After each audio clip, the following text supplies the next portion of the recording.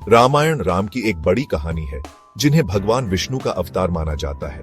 ये अलग अलग भागों में बंटी हुई है और पहले भाग को बालकांड कहते हैं। बाल मतलब बचपन और ये हिस्सा हमें राम के शुरुआती जीवन के बारे में बताता है। बालकांड रामायण के महाकाव्य के लिए मंच तैयार करता है। यह हमें मुख्य पात्रों, उनके रिश्तों और उनके प्रिय मूल्यों से परिचित कराता है। कहानी का यह हिस्सा हमें राजा दशरथ द्वारा शासित अयोध्या राज्य में ले जाता है। उनकी 3 पत्नियां हैं, लेकिन कोई संतान नहीं है जो उनके सिंहासन की उत्तराधिकारी हो। उत्तराधिकारी के लिए बेताब वह एक पवित्र अनुष्ठान करता है। देवता उसकी प्रार्थना का उत्तर देते हैं और जल्द ही रानी कौशल्या से राम का जन्म होता है। उनका जन्म एक खुशी का अवसर है, पूरे राज्य में मनाया जाता है। राम एक विशेष बच्चा है, बुद्धि और ताकत से भरपूर। उनके भाई भरत, लक्ष्मण और शत्रुघ्न भी लगभग उसी समय पैदा होते हैं। चारों भाई एक साथ बड़े होते हैं, युद्ध और शासन की कला में प्रशिक्षित। वे धर्म, धार्मिक मार्ग और आदर्श राजकुमार कैसे बने, इसके बारे में सीखते हैं। राम अपने दिव्य गुणों के साथ सबसे ज्यादा चमकते हैं। वे दयालु, करुणामयी हैं और हमेशा सही के लिए खड़े होते हैं। लोग उनके करिश्मे और ज्ञान के प्रति आकर्षित होते हैं। कम उम्र में ही वे एक सच्चे नेता के गुणों को प्रदर्शित करते हैं। एक दिन ऋषि विश्वामित्र अयोध्या आते हैं। वह राक्षसों से अपनी पवित्र अग्नि यज्ञों की रक्षा करने में राम की मदद चाहते हैं। दशरथ अपने छोटे बेटे को भेजने से हिचकिचाते हैं, लेकिन राम मदद करने के लिए दृढ़ हैं। वह अपने पिता को आश्वासन देता है कि वह अपना कर्तव्य पूरा करेगा। लक्ष्मण के साथ राम ऋषि के साथ निकल पड़ते हैं। विश्वामित्र उनके गुरु बन जाते हैं, उन्हें बहुमूल्य सबक और दिव्य अस्त्र सिखाते हैं। ऋषि के मार्गदर्शन में राम अपनी दिव्य शक्तियों को नियंत्रित करना सीखते हैं। उनका पहला इम्तिहान तब होता है जब उनका सामना राक्षसी ताड़का से होता है और उसे अपने बाणों से मार डालते हैं। ताड़का का वध राम को बहुत प्रसिद्धि और सम्मान दिलाता है। वह अपने साहस और ताकत को साबित करते हैं, धर्मियों के रक्षक के रूप में अपनी पहचान बनाते हैं। विश्वामित्र फिर राम और लक्ष्मण को मिथिला राज्य ले जाते हैं। वहां वे सीता के स्वयंवर के साक्षी बनते हैं, जो अपनी सुंदरता और ज्ञान के लिए जानी जाने वाली राजकुमारी है। स्वयंवर में एक चुनौती रखी जाती है, भगवान शिव के शक्तिशाली धनुष को चढ़ाना। कई राजकुमार कोशिश करते हैं, लेकिन असफल होते हैं। राम अपनी दिव्य शक्ति से धनुष को आसानी से उठाकर चढ़ा देते हैं और सीता का हाथ विवाह में जीत लेते हैं। बालकांड राम के सीता से विवाह के साथ समाप्त होता है।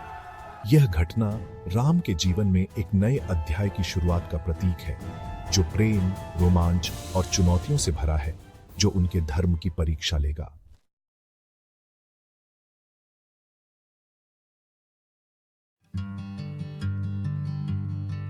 रामायण भारतीय साहित्य का एक महान महाकाव्य है। ये राम की कहानी बताता है, एक राजकुमार जो अपने राज्य से हद पार कर दिया जाता है। रामायण प्रेम, साहस और धर्म की कहानी है। ये एक ऐसी कहानी है जो सदियों से सुनाई जा रही है और बार बार सुनाई जाती रहेगी। रामायण के लेखक वाल्मीकि हैं। उन्हें संस्कृत साहित्य का आदिकवि माना जाता है। वाल्मीकि का जीवन किंवदंतियों से घिरा हुआ है। कहा जाता है कि वो एक डाकू थे जिनका हृदय परिवर्तन हो गया था। ऋषि नारद से मिलने के बाद वाल्मीकि ने अपने बुरे रास्ते को छोड़ दिया और एक निष्ठावान तपस्वी बन गए। कहा जाता है कि उन्होंने रामायण लिखने की दिव्य प्रेरणा मिलने से पहले कई वर्षों तक ध्यान किया था। पूजनीय ऋषि वाल्मीकि बनने से पहले आख्यायिका बताती है कि वो रत्नाकर नाम का एक डाकू थे। वो जंगल में यात्रा करने वालों को लूटकर और उन्हें नुकसान पहुंचाकर एक गुनाहों भरा जीवन जी रहा था। एक दिन उसकी मुलाकात ऋषि नारद से हुई। नारद के ज्ञान और दिव्यता से रत्नाकर बहुत प्रभावित हुआ। नारद ने रत्नाकर से पूछा कि क्या उसके पापों का बोझ उसका परिवार उठाएगा। रत्नाकर को एहसास हुआ कि उसके कर्मों से दूसरों को, यहां तक कि उसके अपने परिवार को भी कितना दुख हो रहा है। उसने नारद से क्षमा मांगी।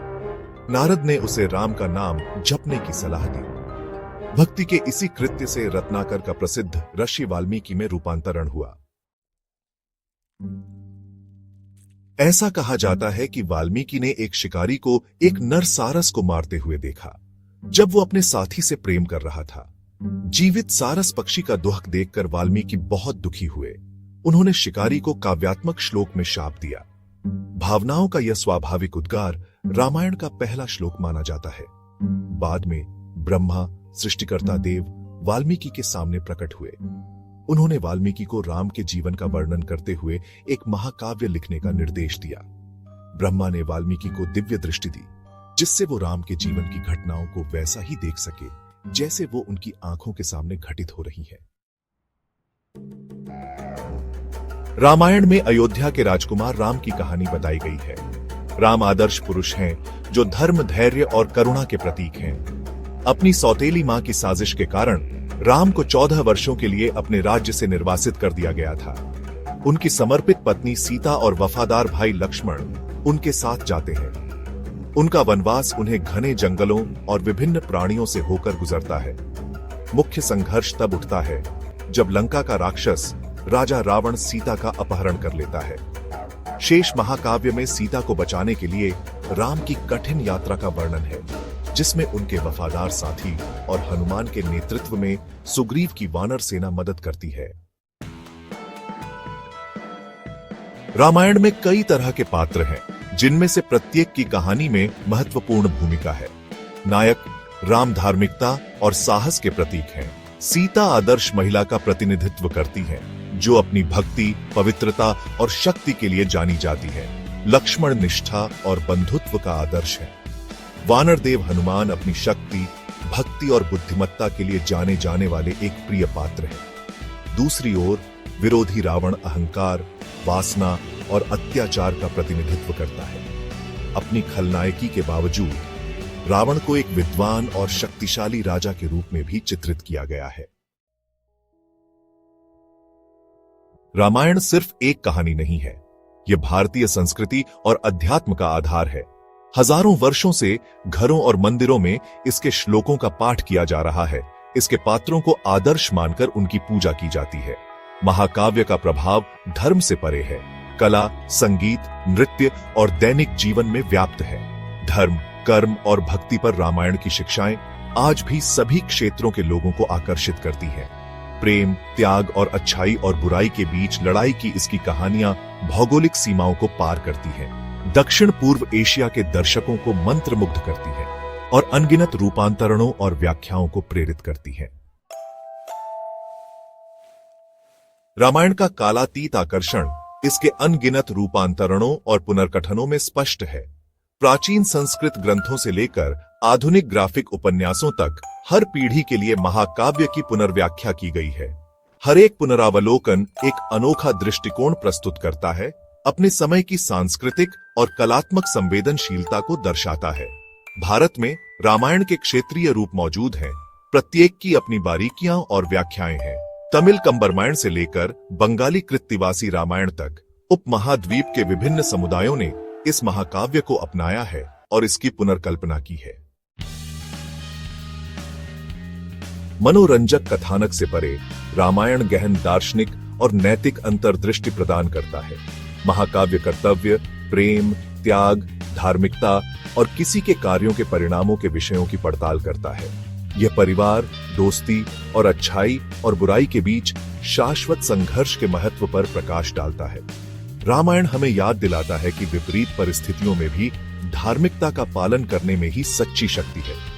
यह हमें करुणा, क्षमा और श्रद्धा और भक्ति की शक्ति का महत्व सिखाता है। महर्षि वाल्मीकि द्वारा रचित रामायण आज भी प्रेरणा और मार्गदर्शन का स्रोत है। इसकी कालातीत कहानी, संबंधित पात्र और गहन शिक्षाएं संस्कृतियों और पीढ़ियों के लोगों को मंत्रमुग्ध करती रहती है। महाकाव्य की स्थायी लोकप्रियता इसके सार्वभौमिक अपील और मानवीय भावना के साथ जुड़ने की क्षमता का प्रमाण है।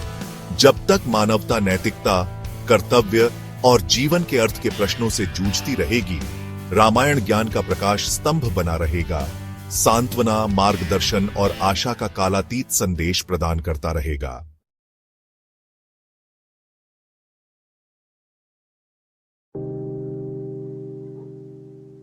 अर्षि श्रृंग बहुत ही अलग थे। उनका जन्म एक हिरण के सींग के साथ हुआ था। यह कोई साधारण बात नहीं थी, यह उनकी दिव्यता का प्रतीक था।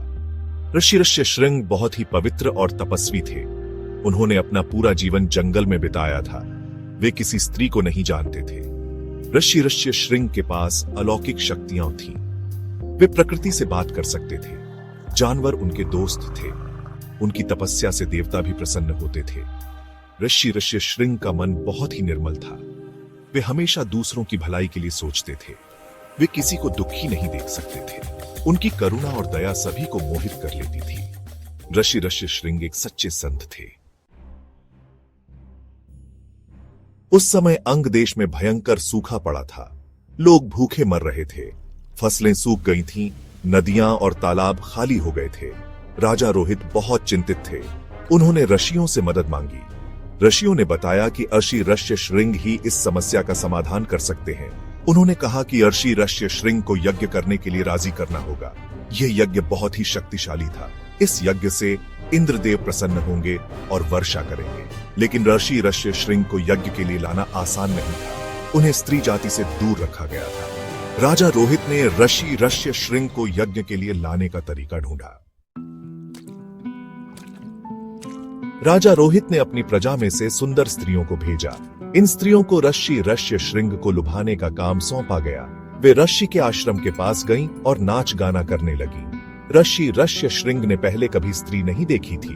वे उनके रूप और नृत्य को देखकर आश्चर्यचकित हो गए। ऋषि श्रृंग उन स्त्रियों के साथ राजा रोहित के पास चले गए। राजा रोहित ने ऋषि श्रृंग का बहुत आदर सत्कार किया। उन्होंने ऋषि से यज्ञ करने का निवेदन किया। ऋषि श्रृंग ने राजा और प्रजा की दुर्दशा देखी। उनका हृदय द्रवित हो गया। वे यज्ञ करने के लिए तैयार हो गए। ऋषि ने पूरे विधि विधान से यज्ञ किया। ऋषि श्रृंग के यज्ञ से इंद्रदेव प्रसन्न हुए। उन्होंने अंग देश में जमकर वर्षा की। सूखा खत्म हो गया। नदियां फिर से बहने लगीं। फसलें लहलहा उठीं। प्रजा खुशी से झूम उठी। ऋषि श्रृंग ने अपनी करुणा और शक्ति से सबको बचा लिया। ऋषि श्रृंग की कहानी हमें सिखाती है कि सच्ची भक्ति और निस्वार्थ भाव से सब कुछ संभव है। हमें भी उनके आदर्शों पर चलना चाहिए। हमें हमेशा दूसरों की मदद के लिए तैयार रहना चाहिए।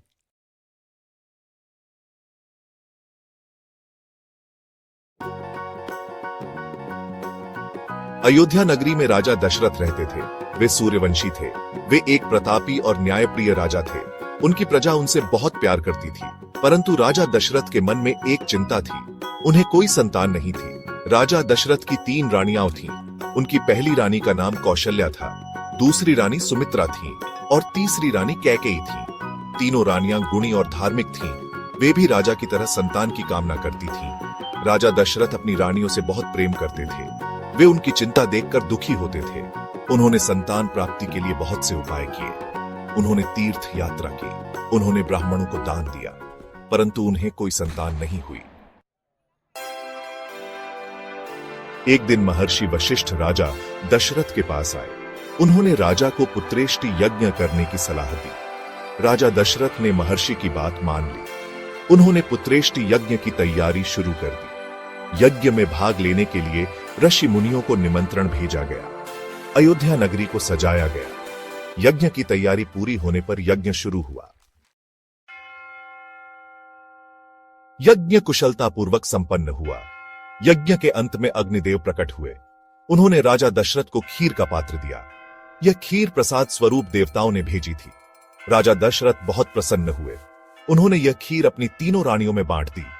रानियां भी प्रसाद पाकर बहुत खुश हुई।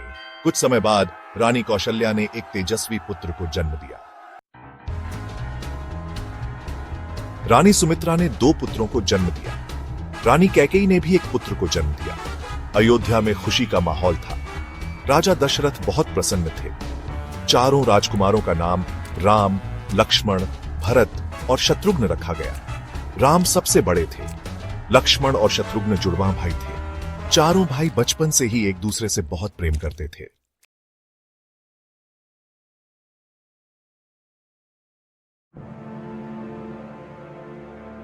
अयोध्या नगरी में राजा दशरथ का राज्य था। उनकी 3 रानियां थीं, कौशल्या, सुमित्रा और कैकेयी। एक दिन अयोध्या में 4 पुत्रों का जन्म हुआ। कौशल्या के पुत्र राम थे, जो सबसे बड़े थे। सुमित्रा के 2 पुत्र थे, लक्ष्मण और शत्रुघ्न। कैकेयी के पुत्र भरत थे। चारों राजकुमार बहुत सुंदर और गुणवान थे। उनका बचपन आनंद और प्यार से भरा था। राम और उनके भाई हमेशा साथ खेलते थे। कभी वे धनुष बाण चलाते, कभी घुड्डा सवारी करते, कभी वे महल के बगीचे में लुका छिपी खेलते। जब वे थोड़े बड़े हुए तो गुरु वशिष्ठ उनके शिक्षक बने। गुरु वशिष्ठ ने उन्हें वेद, शास्त्र और युद्ध कला की शिक्षा दी। राम पढ़ाई में बहुत तेज थे। वे हमेशा नई नई बातें सीखने को उत्सुक रहते। लक्ष्मण भी बहुत बुद्धिमान थे। भरत और शत्रुघ्न बहुत बलवान थे। चारों भाइयों में बहुत प्रेम था। राम सबसे बड़ाढ़े थे, इसलिए वे सबकी देखभाल करते थे। लक्ष्मण राम के बहुत करीब थे। वे हमेशा उनकी सेवा में तत्पर रहते। भरत और शत्रुघ्न भी राम का बहुत सम्मान करते थे। वे हमेशा उनके साथ खड़ी रीढ़े रहते। चारों भाई एक दूसरे के लिए जान भी दे सकते थे। उनका आपसी प्रेम अटूट था। वे हमेशा एक दूसरे का साथ देते थे, सुख में और दुख में। राम और उनके भाइयों का बचपन आदर्श था। वे राजकुमार थे, लेकिन वे अभिमानी नहीं थे। वे विनम्र, दयालु और न्यायप्रिय थे। उनका बचपन हमें सिखाता है कि प्रेम, भाईचारा और शिक्षा जीवन के लिए कितने महत्वपूर्ण हैं। राम, लक्ष्मण, भरत और शत्रुघ्न का जीवन हमें प्रेरित करता है कि हम भी अच्छे इंसान बने और दुनिया को एक बेहतर जगह बनाएं।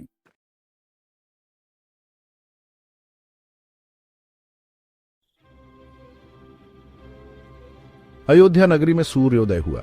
राजा दशरथ के दरबार में रौनक थी। ऋषि मुनियों का आना जाना लगा रहता था। एक दिन दरबार में एक अलग ही रौनक छा गई। दूर से ही एक तेज दिखाई दिया। यह तेज किसी और का नहीं बल्कि महर्षि विश्वामित्र का था। विश्वामित्र शांत और गंभीर दिख रहे थे। उनके साथ उनके शिष्य भी थे। उनका तेज देखकर सभी लोग दंग रह गए। महर्षि विश्वामित्र का आगमन किसी भी राज्य के लिए शुभ माना जाता था। दशरथ जानते थे कि विश्वामित्र का आगमन सामान्य नहीं है। विश्वामित्र के आते ही पूरा दरबार खड़िड्ढा हो गया। सभी ने उन्हें प्रणाम किया। राजा दशरथ स्वयं अपने सिंहासन से उठे। उन्होंने आगे बढ़कर विश्वामित्र का स्वागत किया। दशरथ ने कहा, महर्षि, आपका आगमन हमारे लिए सौभाग्य की बात है। उन्होंने विश्वामित्र को सम्मानपूर्वक अपने आसन पर बैठाया। दशरथ ने पूछा, महर्षि, आपका यह दास आपकी क्या सेवा कर सकता है? विश्वामित्र शांत मुद्रा में बैठे रहे। कुछ देर बाद विश्वामित्र ने अपनी बात शुरू की। उन्होंने कहा, राजन, मैं यहाँ एक विनती लेकर आया हूँ। विश्वामित्र ने बताया कि कैसे राक्षस उनकी यज्ञ विधियों में बाधा डाल रहे थे। विशेष रूप से राक्षस राज ताड़का और उसके पुत्र मारीच और सुबाहु उनके यज्ञ को भंग कर रहे थे। उन्होंने दशरथ से सहायता की प्रार्थना की। दशरथ विश्वामित्र की बात सुनकर चिंतित हो गए। उनके मन में असमंजस था। एक तरफ महर्षि विश्वामित्र की बात मानना उनका धर्म था, दूसरी तरफ राम अभी बहुत छोटे थे। विश्वामित्र राम को अपने साथ ले जाना चाहते थे। यह एक ऐतिहासिक क्षण था। इस फैसले से राम के जीवन की दिशा बदलने वाली थी।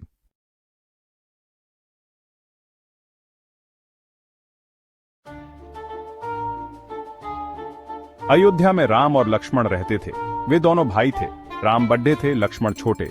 एक दिन ऋषि विश्वामित्र आए। उन्होंने कहा, मेरी यज्ञ रक्षा के लिए राम लक्ष्मण को भेजो। राजा दशरथ चिंतित हुए। राम और लक्ष्मण विश्वामित्र के साथ वन को चले।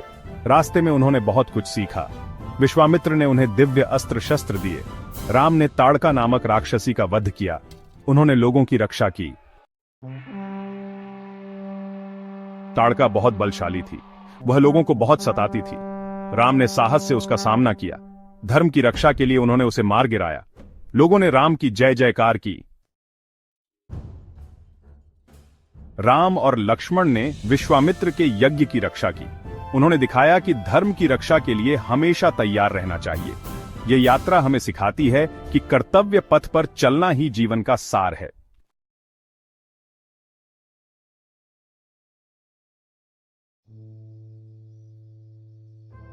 अयोध्या के राजा दशरथ थे। उनके 4 पुत्र थे, राम, लक्ष्मण, भरत और शत्रुघ्न। राम सबसे बड़े और सबके प्रिय थे। एक दिन दशरथ ने राम को युवराज बनाने का निश्चय किया। यह सुनकर कैकेयी की दासी मंथरा को ईर्ष्या हुई। उसने कैकेयी को बहकाया। कैकेयी ने दशरथ से 2 वरदान मांगे, एक भरत राजा बने और दूसरा राम 14 वर्ष के लिए वनवास जाए। दशरथ बहुत दुखी हुए। उन्हें अपने वचन का पालन करना पड़ा। राम, सीता और लक्ष्मण वन को चले गए।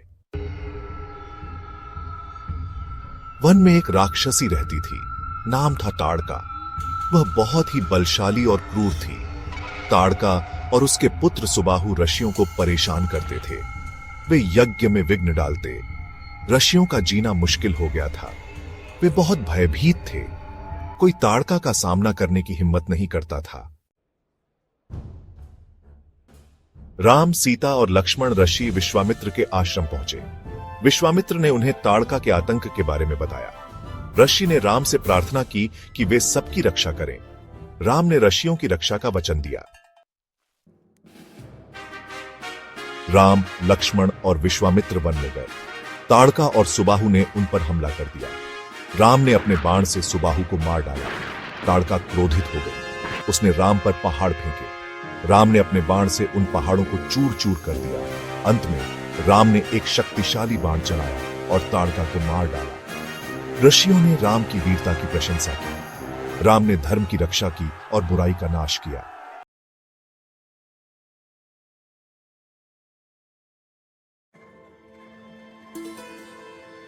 अयोध्या के राजकुमार राम माता कैकेयी के वचन से बंधे वनवास पर निकल गए।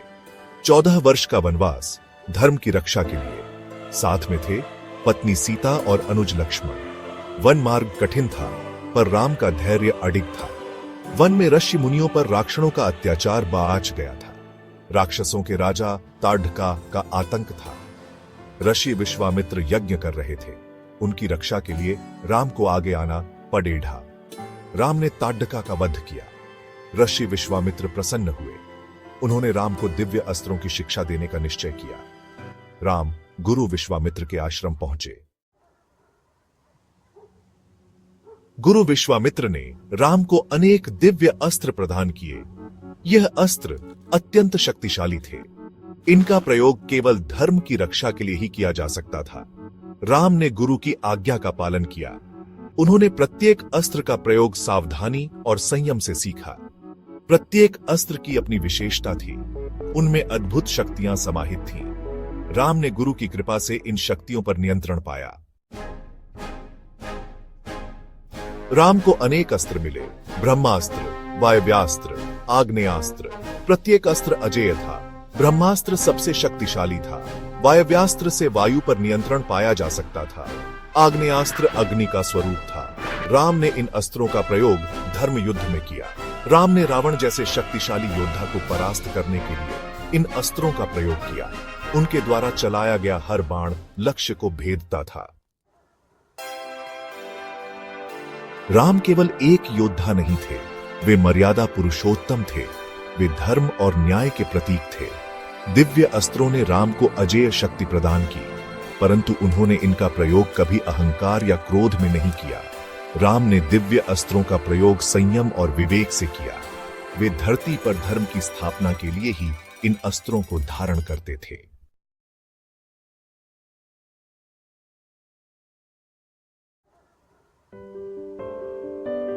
आर्षि बहुत ही पवित्र इंसान होते थे। वो यज्ञ दिखते थे। यज्ञ बहुत महत्वपूर्ण होते थे। वो दुनिया को संतुलन में रखते थे। एक दिन कुछ ऋषि यज्ञ कर रहे थे। वो देवताओं को खुश दिखना चाहते थे। वो सबके लिए शांति और समृद्धि चाहते थे।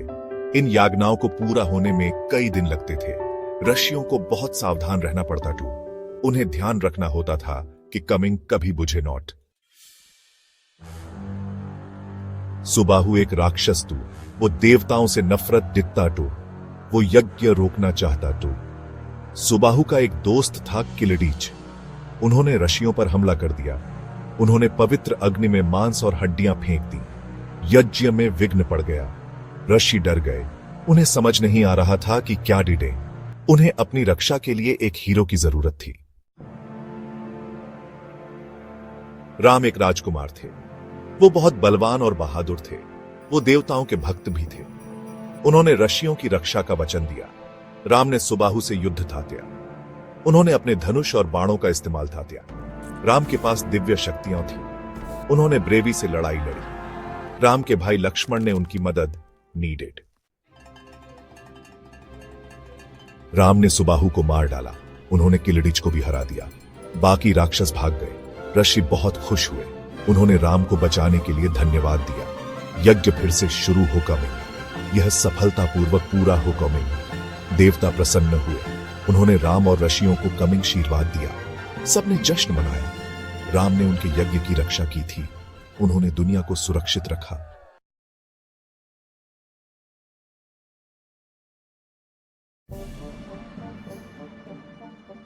अयोध्या से मिथिला तक एक दिव्य यात्रा। राजा दशरथ के पुत्र श्री राम अयोध्या के प्रिय राजकुमार थे। एक दिन महर्षि विश्वामित्र राजा दशरथ के दरबार में पधारे। उन्होंने राजा जनक द्वारा आयोजित सीता स्वयंवर का निमंत्रण दिया। राजा दशरथ बहुत प्रसन्न हुए।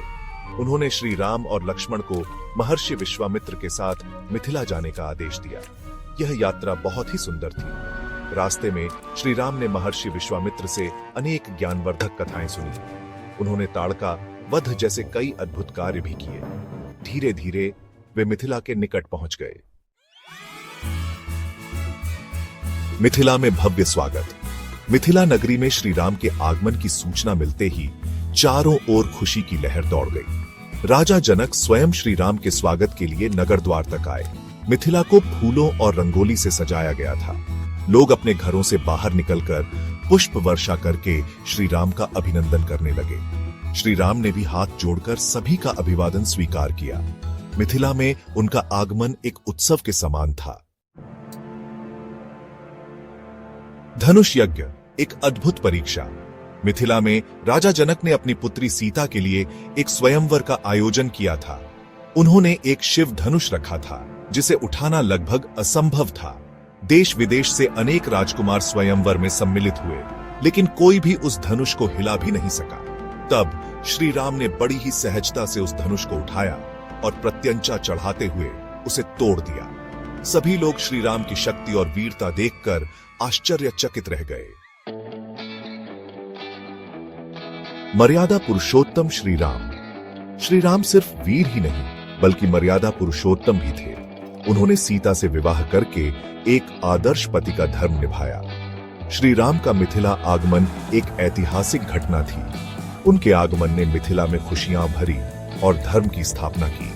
यह कथा आज भी हमें प्रेम, त्याग और कर्तव्य पालन की सीख देती है।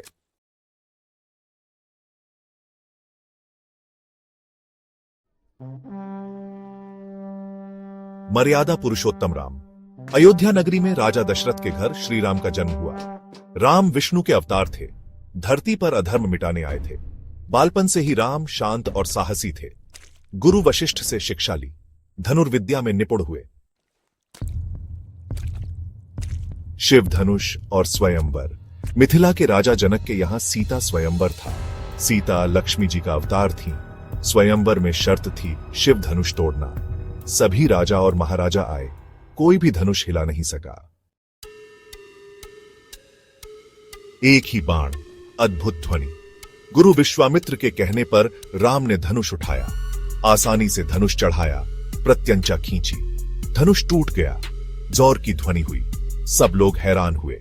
राम ने सीता से विवाह किया।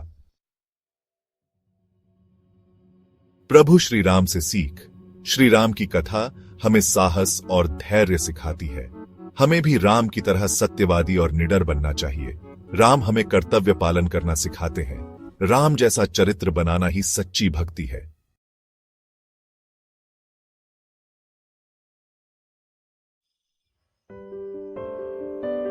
राम अयोध्या के राजकुमार थे। वे दशरथ और कौशल्या के पुत्र थे। राम बहुत बलवान और धर्मी थे। वे हमेशा सत्य और न्याय के लिए लड़े। सीता मिथिला के राजा जनक की पुत्री थी। वे धरती से प्रकट हुई थी। सीता बहुत सुंदर और गुणवान थी। वे धैर्य और प्रेम की मूर्ति थी। राम और सीता का मिलन दिव्य था। उनका प्रेम पवित्र और अमर है। राजा जनक ने सीता के विवाह के लिए स्वयंवर का आयोजन किया। उन्होंने एक दिव्य धनुष रखा।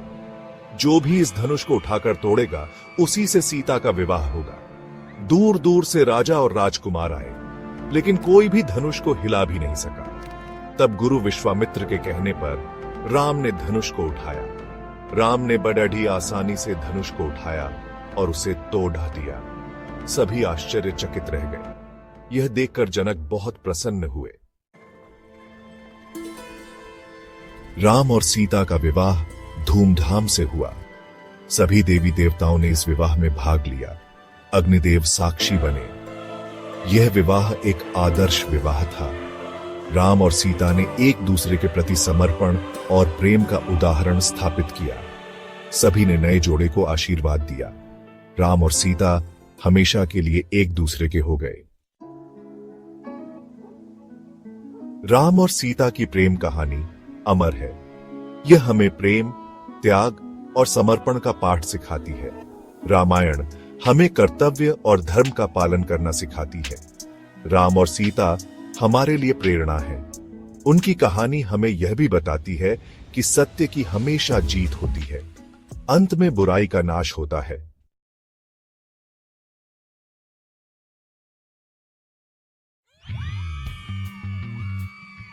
मिथिला नगरी खुशियों से गूंज रही थी।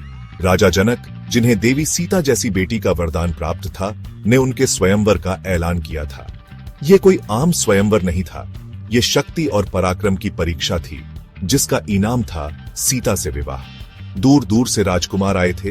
हर कोई राजकुमारी का हाथ थामने की चाहत लिए। उन्हें क्या पता था, किस्मत को कुछ और ही मंजूर था। तभी आए अयोध्या के राजकुमार राम, जिन्होंने अपनी दिव्य शक्ति से न केवल शिव धनुष को तोड़ा, बल्कि सीता का हृदय भी जीत लिया। राजा जनक की खुशी का ठिकाना न रहा। उन्होंने राम में न केवल अपनी बेटी के लिए एक योग्य पति देखा, बल्कि अपनी ही धार्मिकता का प्रतिबिंब भी। परंपरा के अनुसार बेटी का विवाह तभी पूरा होता है जब उसकी बहनों को भी जीवन साथी मिल जाए। जनक जी ने अपनी इच्छा राजा दशरथ, राम के पिता से की, जिन्होंने सहर्ष स्वीकृति दे दी। इस प्रकार एक भव्य चौगुने विवाह समारोह की तैयारी शुरू हुई। एक ऐसी घटना जो इतिहास के पन्नों में हमेशा के लिए अंकित हो जाएगी। विवाह की खबर जंगल में आग की तरह फैल गई।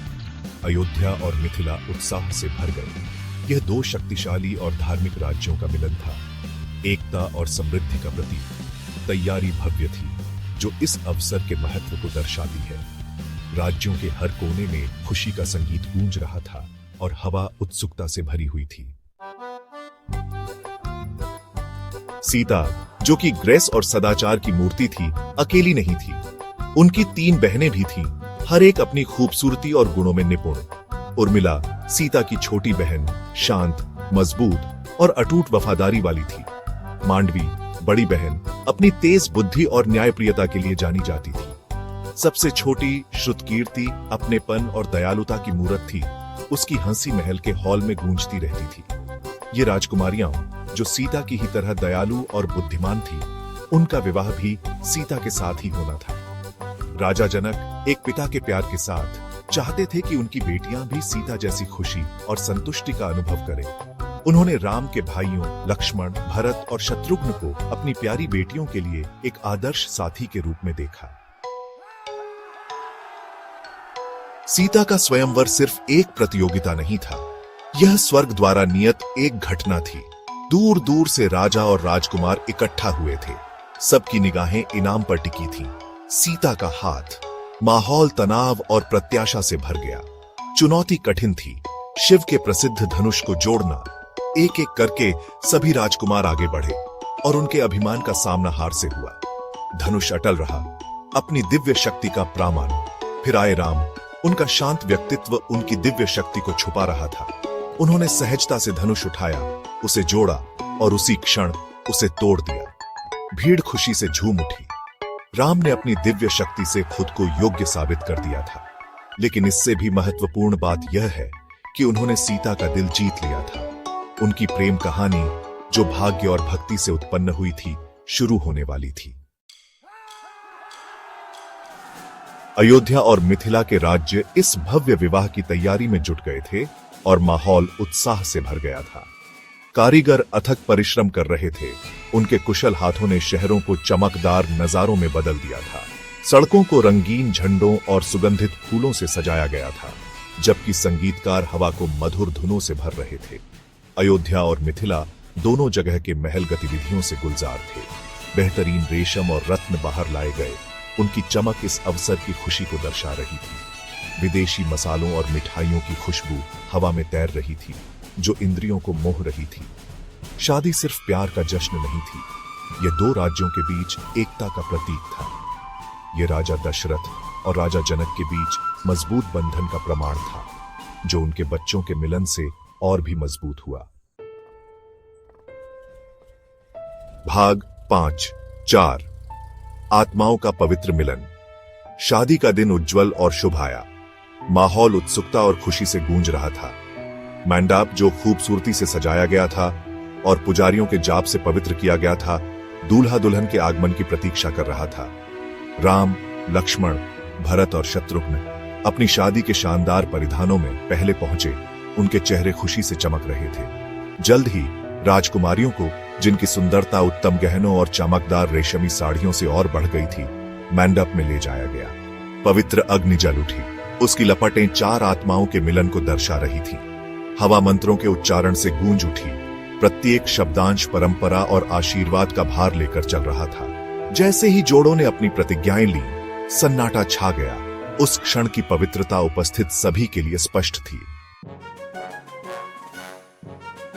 भाग 6 अनुष्ठान और समारोह। प्राचीन परंपरा की एक झलक। शादी समारोह प्राचीन रीति रिवाजों और हर्षोल्लास के उत्सवों से सजी एक टेपेस्ट्री थी। प्रत्येक रस्म प्रतीकवाद में डूबी हुई वैवाहिक आनंद और समृद्धि के एक अलग पहलू का प्रतिनिधित्व करती थी। 7 फेरे या सप्तपदी, जहां जोड़ा पवित्र अग्नि के चारों ओर 7 कदम उठाता है, उनके जीवन भर की यात्रा को दर्शाता है। कन्यादान, जहां राजा जनक ने अपनी बेटियों को विदा किया, एक मार्मिक क्षण था जो प्यार और आशीर्वाद से भरा था। गठबंधन, जहां दूल्हा और दुल्हन के दुपट्टे को एक साथ बांधा जाता है, उनके शाश्वत बंधन का प्रतीक है। समारोह के बाद यूटीएसआवी जोरों पर शुरू हुए। संगीत और नृत्य प्रदर्शन ने हवा को भर दिया। उनकी लय हर किसी के दिल में खुशी की गूंज को दर्शाती है। मेहमानों ने नव विवाहितों पर आशीर्वाद और उपहारों की वर्षा की। उनके चेहरे खुशी से दमक रहे थे। भाग 7 परिवार और भाईचारे का महत्व। चौगुनी शादी सिर्फ राम और सीता के मिलन के बारे में नहीं थी। इसने परिवार और भाईचारे के महत्व पर प्रकाश डाला। अपने भाइयों के साथ राम का अटूट बंधन, उनका साथ निभाने की इच्छा स्पष्ट थी। इसी तरह राजकुमारियों के बीच प्यार और सम्मान उनकी परवरिश और संस्कारों की कहानी बयां करते थे। इस आयोजन ने एकता की ताकत का प्रदर्शन किया, न केवल 2 व्यक्तियों के बीच, बल्कि 2 परिवारों और राज्यों के बीच भी।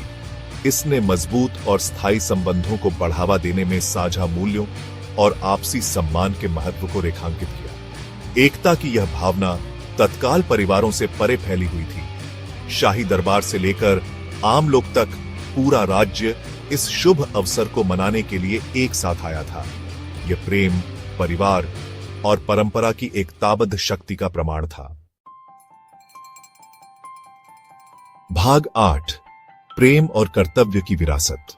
राम की सीता से शादी की कहानी उनके भाइयों की शादियों के साथ एक साधारण प्रेम कहानी की सीमाओं से परे है। यह कर्तव्य, बलिदान और सम्मान के महत्व पर जोर देता है। अपने पिता के वचन के प्रति सम्मान के प्रतीक, राम द्वारा अपने वनवास को स्वीकार करना कर्तव्य के प्रति उनकी अटूट प्रतिबद्धता को प्रदर्शित करता है।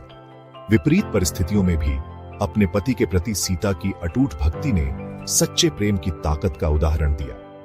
अपनी पत्नी उर्मिला को पीछे छोड़कर राम और सीता के साथ वनवास में जाने का लक्ष्मण का निर्णय भाईचारे के प्रेम और वफादारी की गहराई को उजागर करता है। पीढ़ियों से चली आ रही यह महागाथा आज भी लाखों लोगों को प्रेरित करती है। यह उन कालातीत मूल्यों की याद दिलाता है जो हमें बंधे रखते हैं। प्रेम, कर्तव्य, परिवार और बलिदान। यह हमें याद दिलाता है कि सच्चा सुख इन मूल्यों को बनाए रखने में है, चाहे कितनी भी विपरीत परिस्थितियां क्यों न हो। भाग 9 निष्कर्ष। एक अनंत बंधन। राम, लक्ष्मण, भरत और शत्रुघ्न का सीता, उर्मिला, मांडवी और श्रुतकीर्ति से विवाह केवल एक भव्य आयोजन नहीं था। यह एक महाकाव्य गाथा की शुरुआत थी। प्रेम, कर्तव्य, बलिदान और भाईचारे की कहानी। इसने पारिवारिक बंधनों की मजबूती और धार्मिकता को बनाए रखने के महत्व का प्रदर्शन किया। कहानी आज भी लाखों लोगों के साथ गूंजती है, हमें उन कालातीत मूल्यों की याद दिलाती है जो पीढ़ियों से सच्चे हैं। राम और सीता के बीच का प्यार, लक्ष्मण की अटूट वफादारी, किए गए बलिदान और लड़ी गई लड़ाइयां, ये सभी इन गुणों की स्थायी शक्ति का प्रमाण है। जैसे जैसे हम कहानी में उतरते हैं, हम समय में वापस चले जाते हैं, भव्य समारोहों को देखते हैं, खुशी को महसूस करते हैं और इसमें शामिल भावनाओं की गहराई को समझते हैं। यह एक ऐसी कहानी है जो आपके पढ़ने के बाद भी आपके साथ रहती है। इसका संदेश आपके दिल के शांत कोनों में गूंजता रहता है।